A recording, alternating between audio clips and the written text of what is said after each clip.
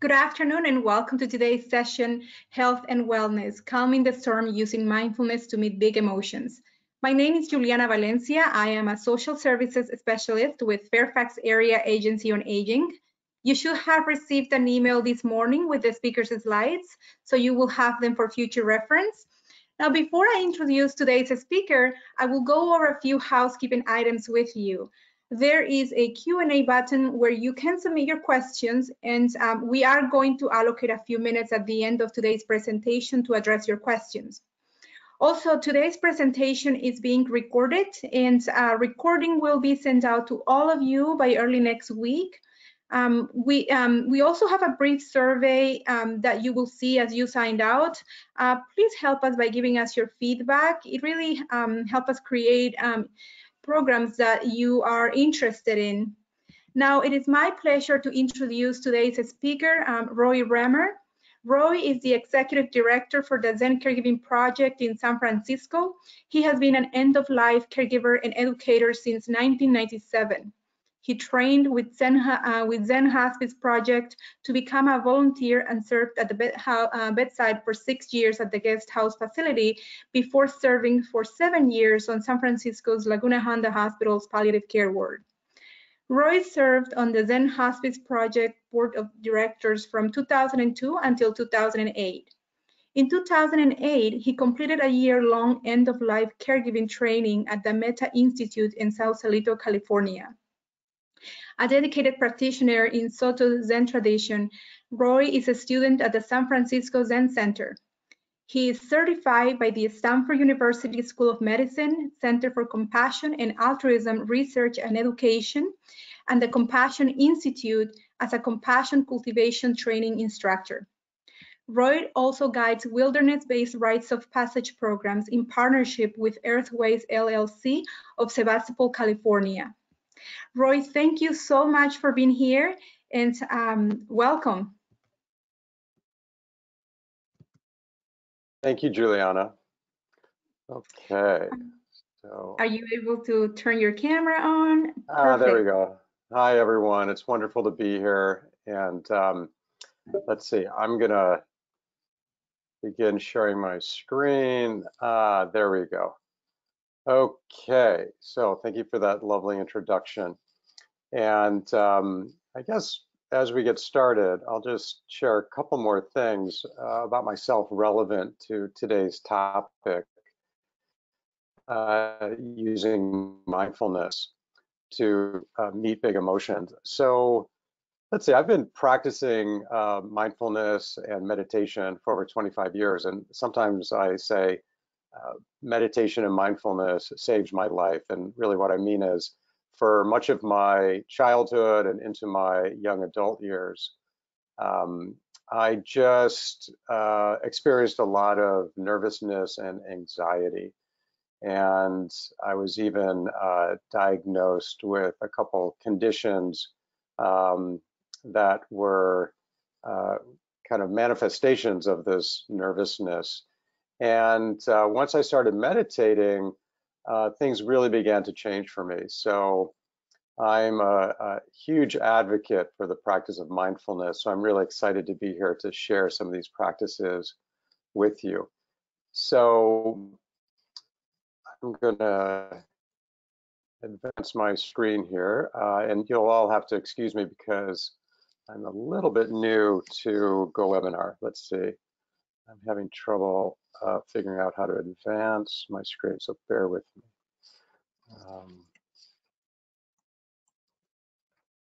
Okay, let me try one more thing.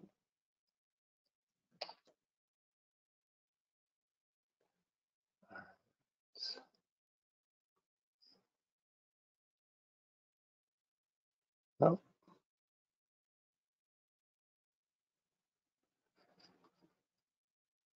I'm so sorry about this. Let's see.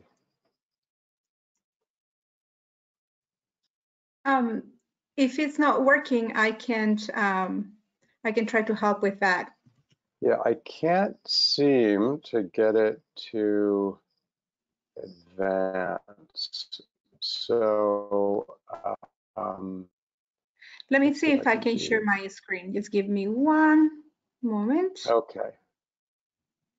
And then I'll just tell you when we want to. Okay. And then I'll tell you when we need to advance the slides. Okay, but I only have the PDF format, so that might That's not fine. be. Are you sure? Okay. Yeah, that's fine. So then, how do I end share screen? Will that happen automatically? Yes, don't worry. I'll do that for you. Okay, And great. everyone, thank you so much for your patience. We will be showing the screen in a minute. So let's see.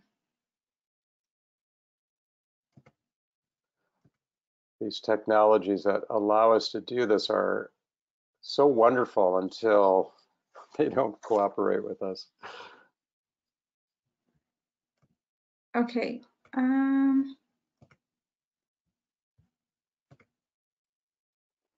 Are you able to see my screen now? I am. Yeah. Okay. So we're ready to go? Yes. Okay, so then if we can go to the next screen. Oh, there it is. I don't know if you can make those slides any larger on your end, Juliana. Okay, so just a quick overview. So I'm going to talk a little bit about what mindfulness is and why we focus on using mindfulness to address the way we meet emotions. There we go. Yeah. Okay, perfect. And then we'll say more about the relationship between mindfulness, emotions, and the quality of resilience. And then I'll share a little bit about how mindfulness is developed. We'll together participate in a short meditation, and then I'll discuss just really practical ways to integrate mindfulness into our daily lives and into our caregiving to manage big emotions when they arise. And then I'll share with you a self-compassion practice that I have found really, really useful in cultivating and building resilience. And then I'll just kind of recap what we've discussed together, and then I'd be happy to take any questions that any of you have as time allows. Okay, next slide, please. All right, so yes, mindfulness. So this flexible state of mind where we pay attention on purpose to the present moment and without judgment. So I want to break that down just a little bit. So this on purpose piece is important.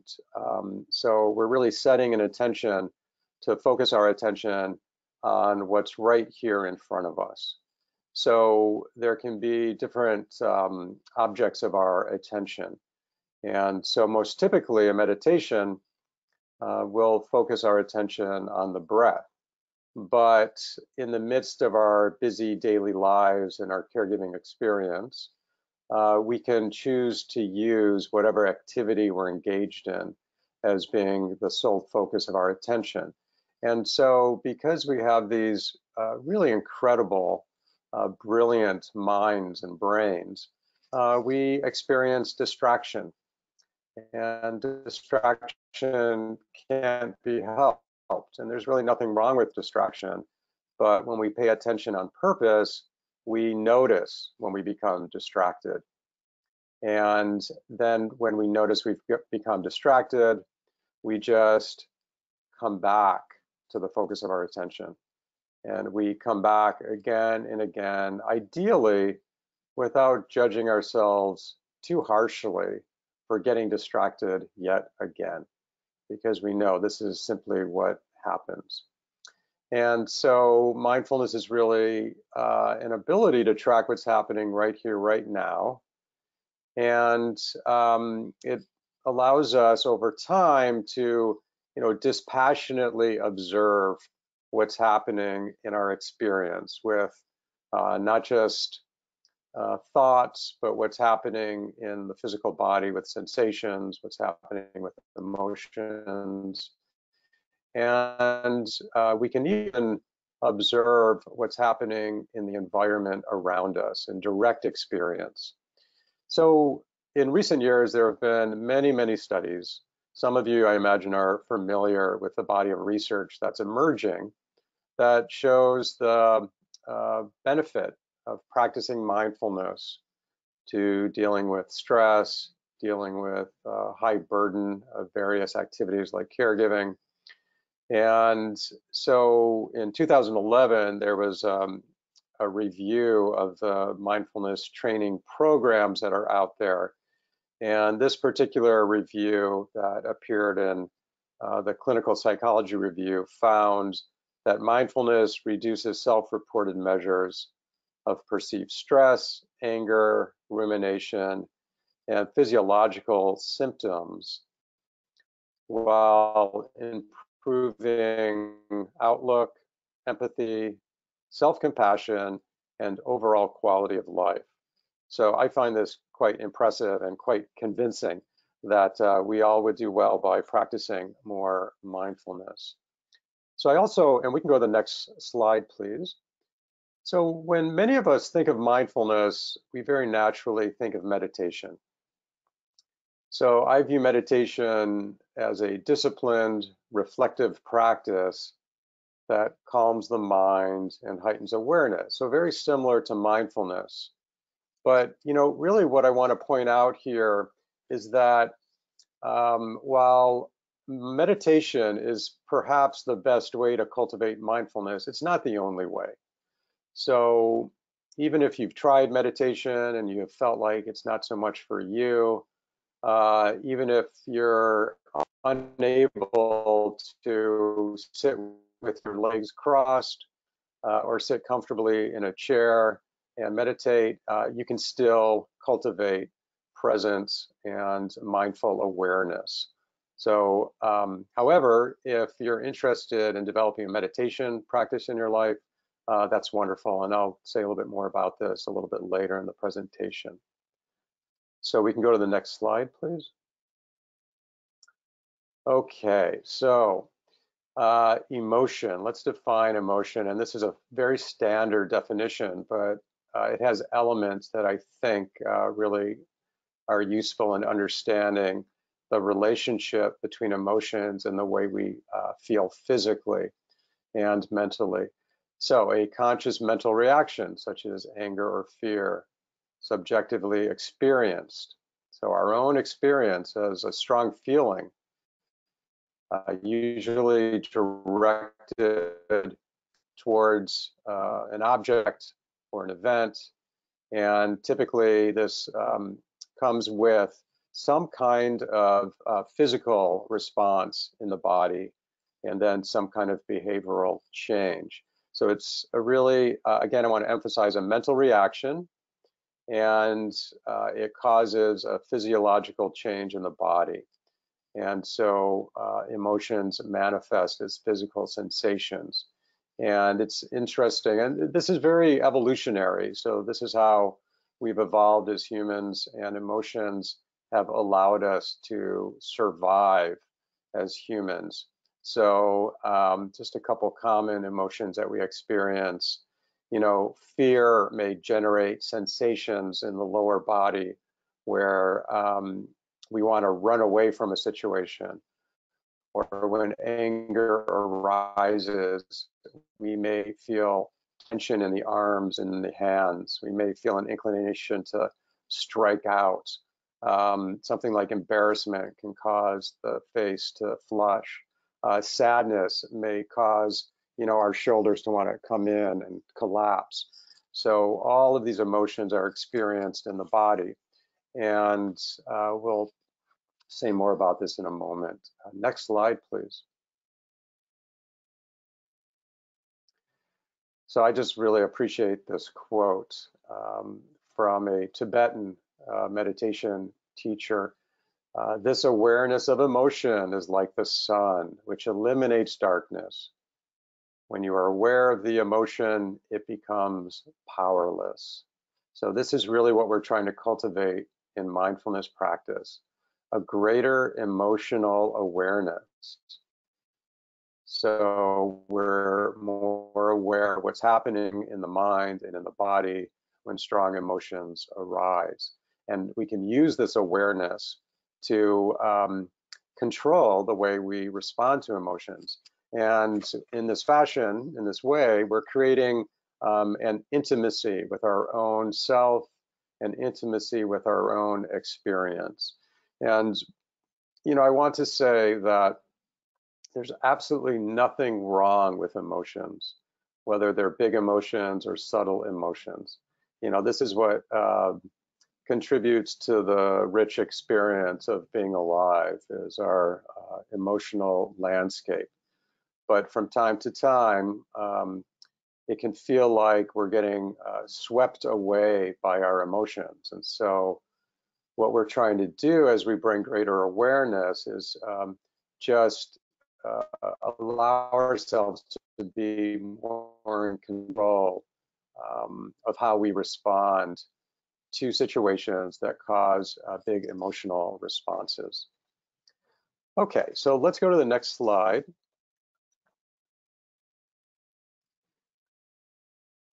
Thank you. So this is one definition of resilience, and I'm sure all of you have heard a lot about resilience lately. It's one of these buzzwords for good reason in healthcare literature and in general. So I really like this definition from Jerry Cox and Neil Thompson from their wonderful book on resilience. So it's really a response to adversity, and it's our ability to recover from the ups and downs that life just inevitably presents.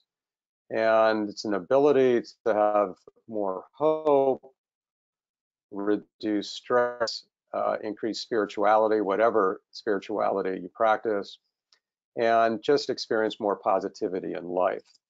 And we can go to the next slide.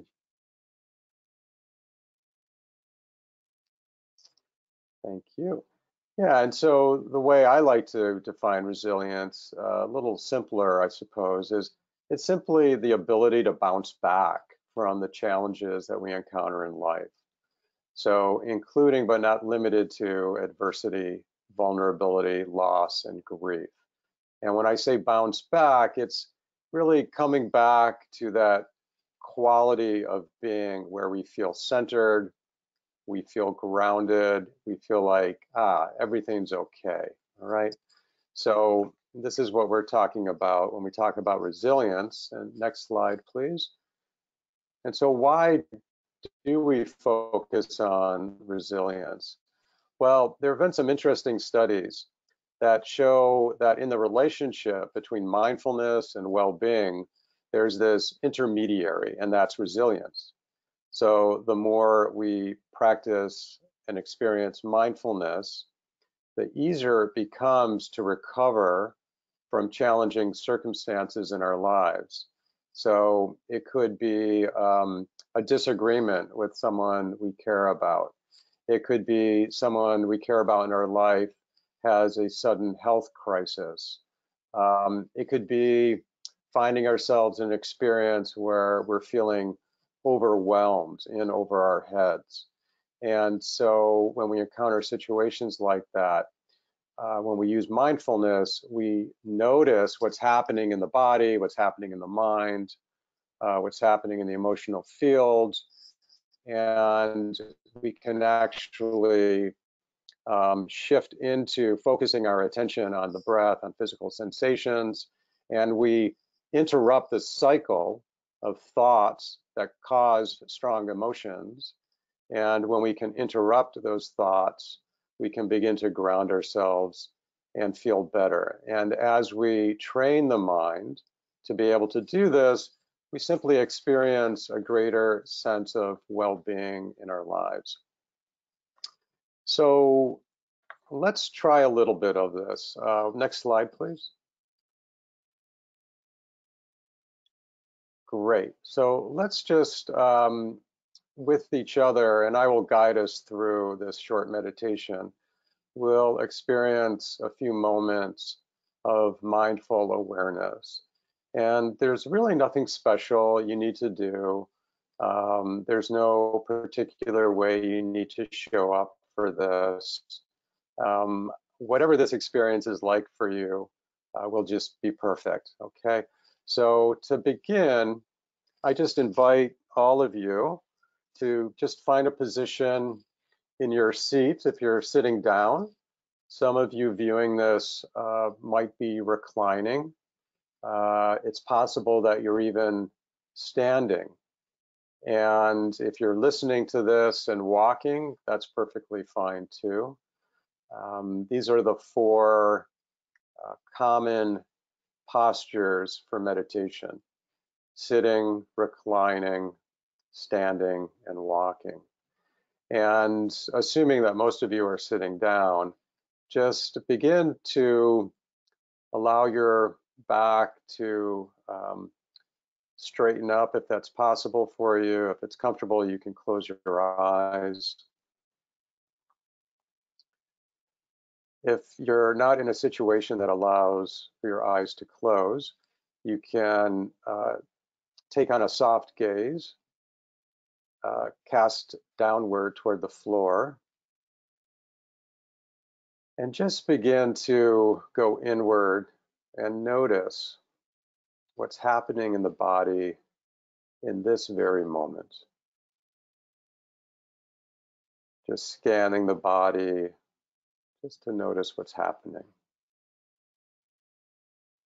So you very likely will find or notice areas of tension or contraction. You might notice areas of tightness or soreness. And if you begin to notice areas of soreness, just see if you can experience the sensations directly without any kind of story around them. And this may be challenging. You might even notice or even look for areas of stillness and ease in the body. If your feet are touching the floor, you might begin to notice that contact. You might begin to notice the sensation of your upper legs and buttocks in contact with the chair beneath you. Noticing what that weight or pressure feels like.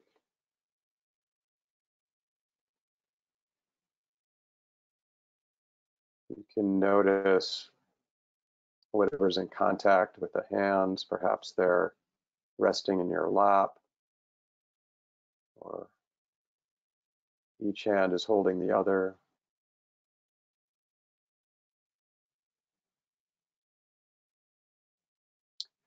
And if you haven't already, let your attention find its way to the in-breath and the out-breath.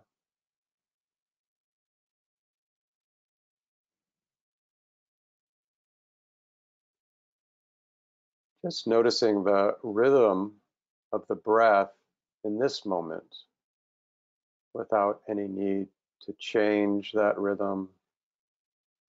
Just resting your attention gently upon the in-breath and the out-breath.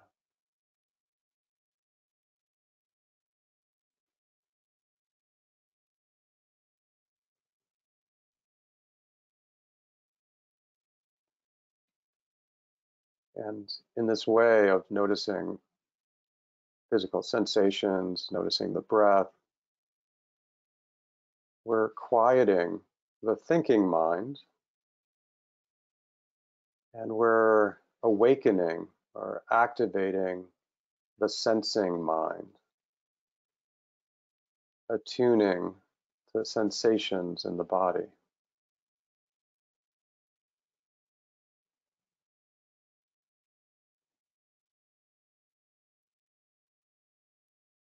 In this moment, nowhere special to go, nothing special to do, just simply noticing.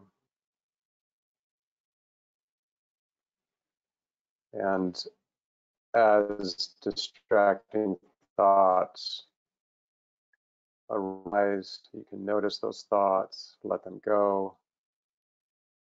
Just come back to the breath, come back to the body.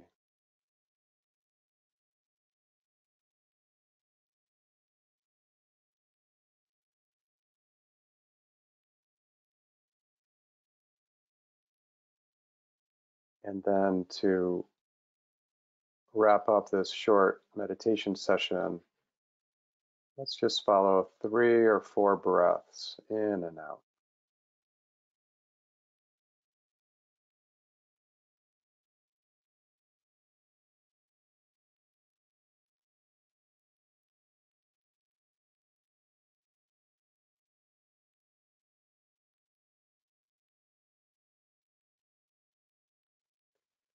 And in a moment, you'll hear the sound of my meditation bowl, and that will mark the end of this short meditation.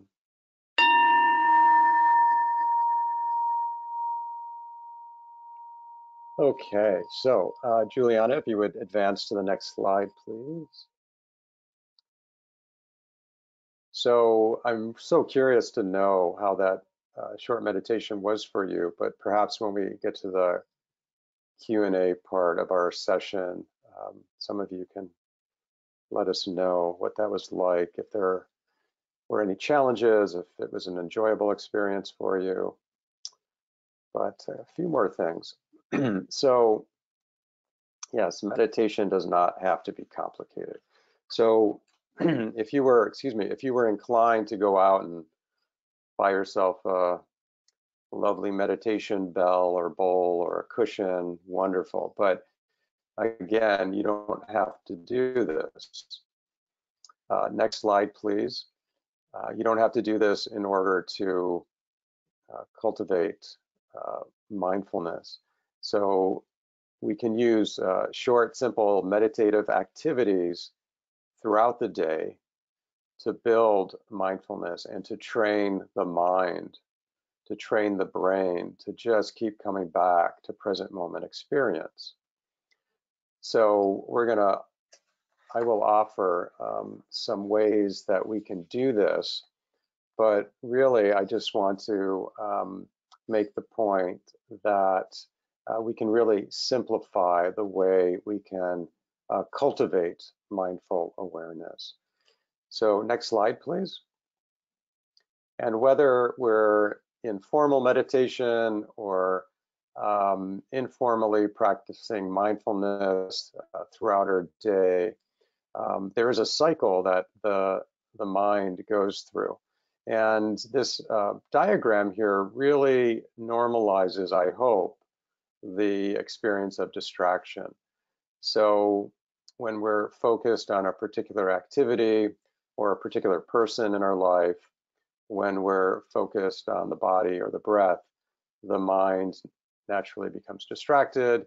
We notice the distracted mind, we redirect our attention, and we return to focused attention. Okay, so let's go to our next slide, please. So what are the benefits of mindfulness? Like, what's the point, right? Why is it useful to practice mindfulness? Well, there are 3 primary benefits that I think of, and there are several, but I'm going to name 3 of them. And they have a particular relevance for those of you who may find yourself in the experience of caregiving, whether you're caring for yourself or for a loved one. The first benefit is a calm mind. So our calm mind minimizes reactivity, right? So often we can experience a situation and we can be very reactive. And sometimes in our reactivity, we're not necessarily making the situation easier for ourselves. You know, maybe someone says something that we find offensive. Well, when we're in a mindful state, we can notice our initial emotional response. We can pause to think of a skillful response and then respond rather than react.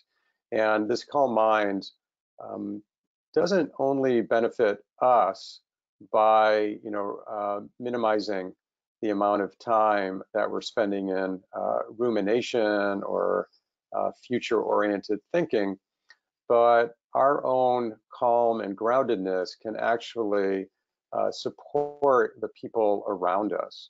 So I imagine each of you has had an experience when you're sitting with someone and they're very distracted, they're very agitated. Well, if we're calm from following our breath or feeling our feet on the floor, by noticing what's happening in the body, our calm presence can actually calm them down and help them ground. We have these incredible mirror neurons in the brain, and so we respond to each other's energy.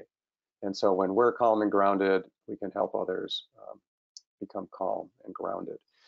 And then the second benefit is concentration, or heightened concentration. So I like to think of the focused mind as a less exhausted mind. When we experience what sometimes we refer to as monkey mind, where we're very scattered and we're trying to do too many things at once, that's when exhaustion really arises. But if we can stay focused on the activity at hand, stay focused on our immediate experience, we actually find ourselves with more energy, and we become throughout the day less exhausted. And this kind of concentration also minimizes human error, and this can be extremely supportive when we're in the role of caregiver and supporting someone who's living with a chronic illness. The third benefit is awareness. And as I was describing before, when it comes to self-awareness, we notice more quickly when we're ruminating, when we're rehashing, something that happened in an hour ago or last week, something that we're having trouble letting go of. And when that mind begins to cycle to such things, we notice, and we can come back to immediate experience in the body, notice what's happening around us, and we can interrupt that cycle. Not just rumination, but for some of us, we get really anxious about what's coming next. Well, when we begin to think about what's happening in the future, we can simply come back. And so this proves extremely useful in minimizing some of the distress that we experience in the thinking mind. And this kind of self-awareness, heightened self-awareness, really supports our own self-care. So we might notice sooner when something feels uncomfortable in the body, and we can address it more readily. So these are some of the benefits of mindfulness. So we can go to the next slide, please. Okay, so mindfulness practice has what I refer to as a dose response. So what do I mean by this? Well, the more we practice mindfulness, the greater the impact.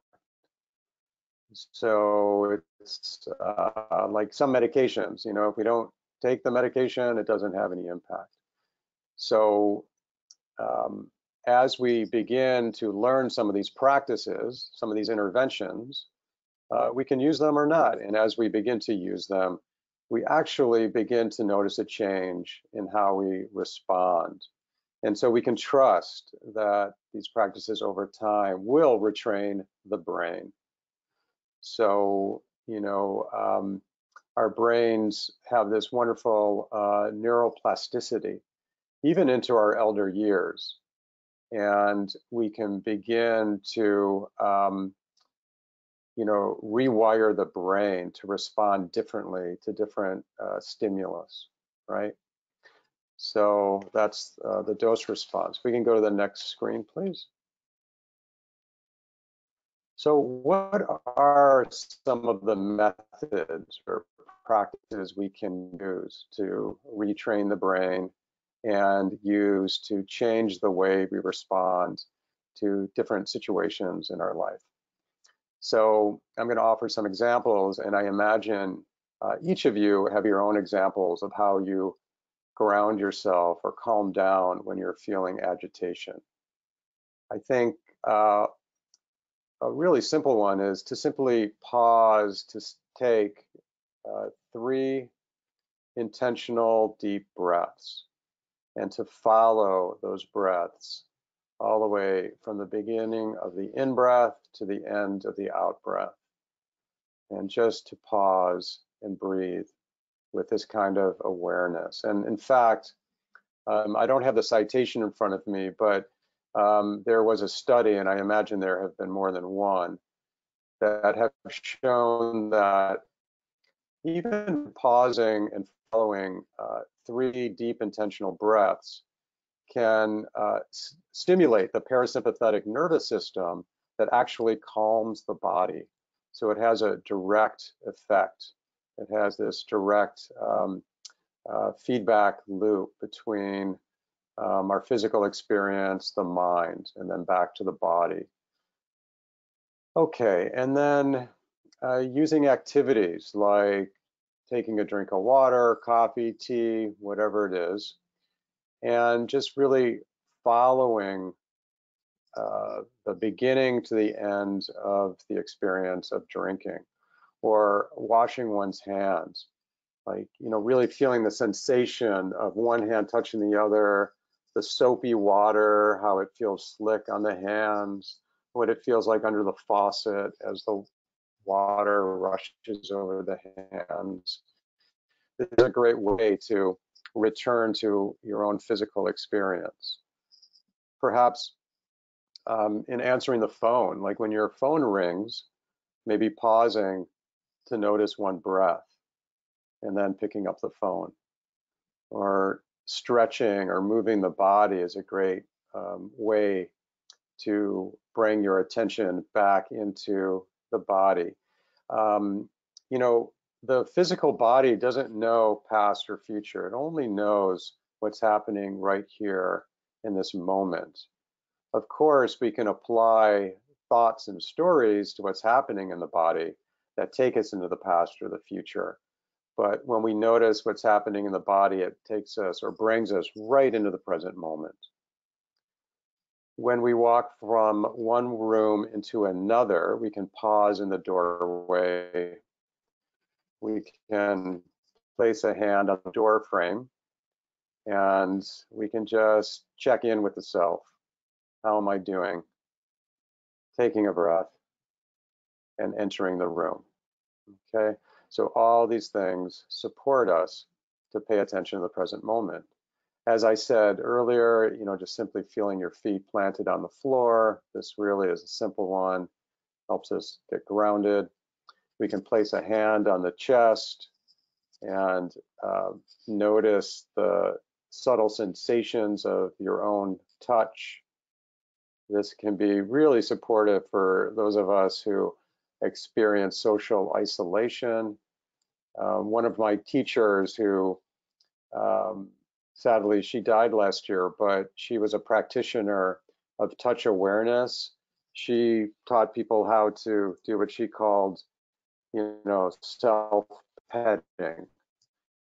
And what has been found in studies is that this stimulates the same parts of the brain as when we're embracing someone else. So this can be really healthy for us. I've spent time encouraging my father to do this, who lives alone. And you can simply close your eyes and listen to the sounds in the environment around you. Okay, one more. Next slide, please. So this is a really handy practice that we teach to many of the caregivers who enroll in our courses. And this is the stop practice. And it's essentially a mnemonic to help us remember to be mindful. So we can stop, take a breath, observe, and then from this place of increased awareness, from this place of increased mindfulness, we then proceed to the next activity. So very simple to remember. Okay, next slide, please. Thank you. So when big emotions show up for us, what do? Well, we can go to the body. So again, where is the emotion manifesting in the body? Okay, so get really curious. Like when something happens and it causes a big emotion, can we just take a moment to get curious about where the emotion is showing up in the body? And then whether it's the clenching of the belly, or maybe it's feeling flush in the face, or maybe our heart rate increases, just simply rest our attention on that area of the body. And then the thoughts will begin to come in, the stories will begin to come in. We notice that happening and we go back to direct experience of the physical sensation.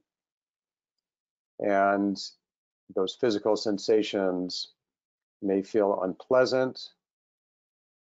And again, the challenge becomes, can we just observe those sensations without the overlay of thinking about where they came from, where they're going, what's going to happen next, and just be in the state of present moment awareness with the sensation.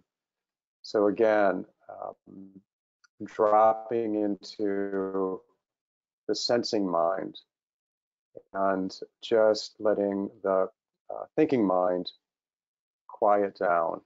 So we're making that shift. And so in this process, as I mentioned before, we're really disrupting the repetitive thoughts that cause the emotion to be repeated again and again. And so the life cycle of an emotion is actually extremely short, but it feels like it lingers because we have an emotional experience, we continue thinking about what caused the big emotion, and when we think again about what happened that caused the emotion, it re-triggers the emotion. And we get caught in this cycle. It happens again and again.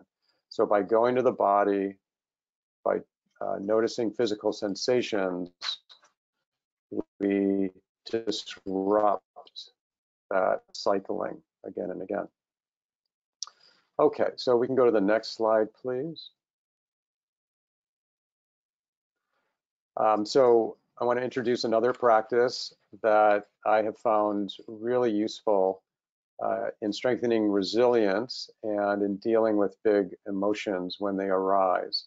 We can go to the next slide, please. And with this practice, I want to introduce into our session today this idea of self-compassion. So compassion is really our ability to be with the suffering that we witness. And we can witness suffering in others, or we can witness our own suffering.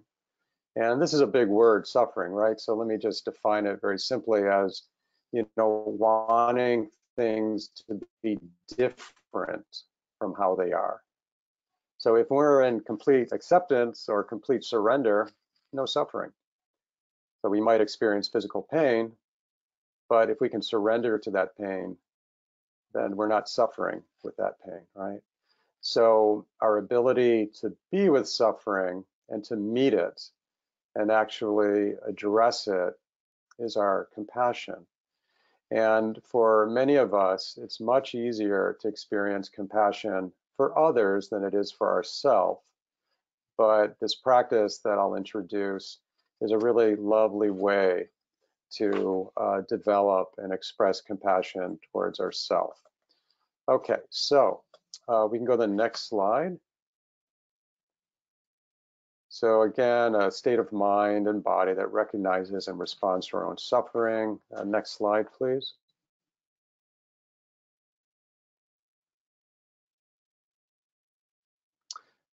And next slide, you can keep going right there, perfect. So there are three essential components to self-compassion, and that's awareness or awareness of the suffering. And then there's shared humanity or shared common humanity. And this is the recognition that although our circumstances may be unique to us, everybody from time to time will experience difficulty, will experience challenges, will experience suffering. And so we're reminded that we're not alone in this. Okay. And the third component is a kindness directed towards oneself. And we can go to the next slide, please. So I want to acknowledge the body of work from someone whose name is Kristen Neff, and she's a researcher at University of Texas at Austin. She's done a lot of work around self-compassion and has written a wonderful book titled Self-Compassion.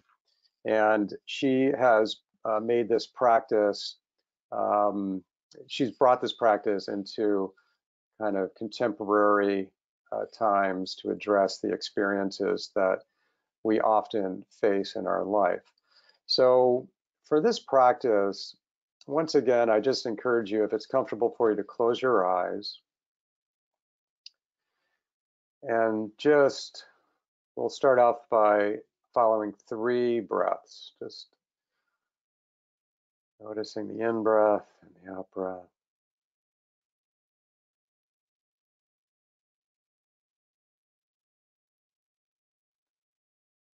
And now I invite you to think about something in your life that maybe makes you feel a little uneasy or uncomfortable. It doesn't need to be the most intense thing, but something that has been occupying your thoughts, something that's been difficult. And if it's comfortable for you, I invite you to place one hand or both hands on your chest over your heart and notice the sensations associated with that touch. And now you might say to yourself,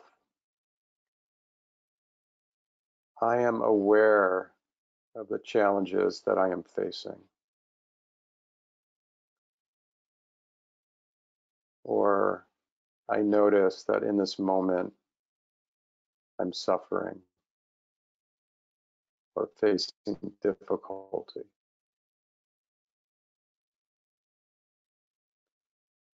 And this is that awareness of your suffering or your difficulty.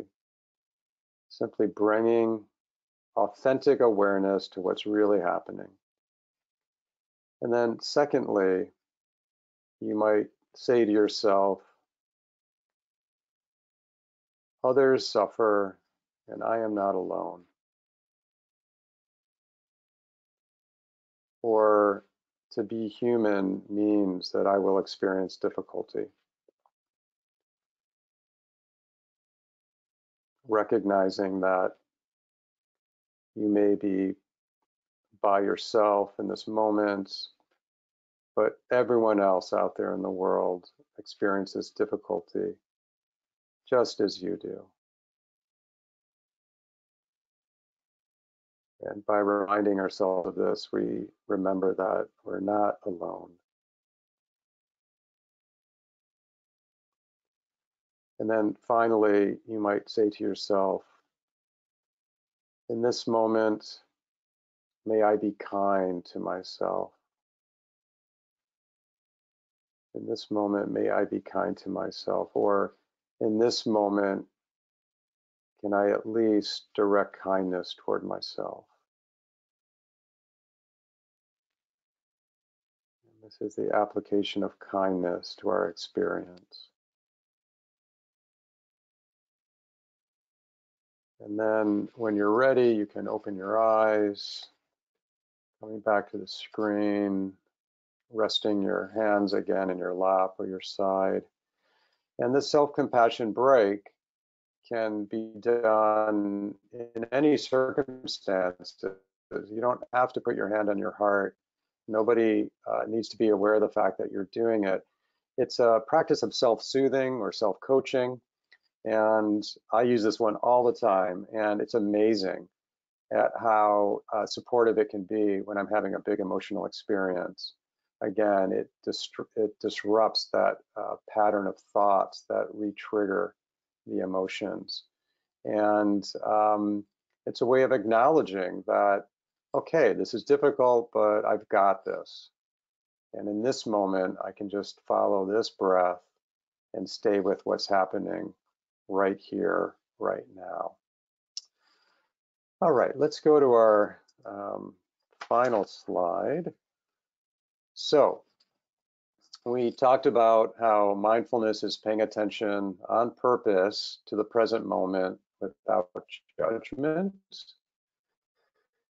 And we looked at resilience as the ability to bounce back from challenging situations, and how resilience is this intermediary between mindfulness and an increased sense of well-being. So this points at the benefit of mindfulness. And we talked about meditation as this disciplined inner reflective practice, and we can use it to develop mindfulness, but it's not the only way to develop mindfulness. And we talked about how mindfulness calms the mind, it improves concentration, and increases awareness. And mindfulness can be strengthened, deepened, and cultivated with short, simple activities throughout our day, meditative activities that bring us back into the present moment. And then finally, we talked about the self-compassion practice that supports resilience and helps us move through difficult experiences and emotions more quickly. All right, and then Juliana, we can go to that final slide, and then I am happy to take any questions. I don't know if anything's come in via the chat. Maybe you can help me out with this part of our session. Yes, thank you so much. That was a very insightful presentation, really wonderful practices. Let's see, at this point, I would like to invite our audience to submit any questions that you may have to our presenter. And while you do that, I actually have a question for you. You talked about meditation and how, it can bring us back to the present moment. I wonder, how does meditation help us interrupt those patterns that we have in the brain? Sometimes we just tend to ruminate over and over a story, or create a story about our own selves. So how does mindfulness or meditation actually help us with that? Right. So, so many of us, some authors said, live our lives from the neck up. So we're very much in our thoughts throughout the day. And so mindfulness practice and meditation is about a direct experience of the present moment, and it's very embodied, right? So this is why I say when big emotions arise, go to the body, because it interrupts that thinking that we just get naturally pulled into. And so we can be having a negative thought that's not doing us any good. It's just causing us to get reactivated and reactivated, and the emotions keep coming up. And so, very simply, like if we can just remember to feel our feet on the floor, it interrupts that thought cycle.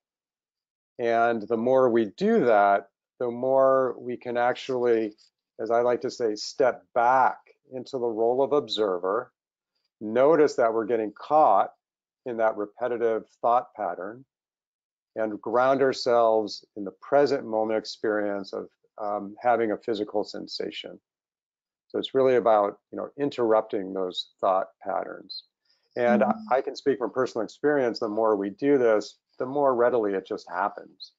We don't have to think about it so much. We just do it naturally. That's great. Thank you.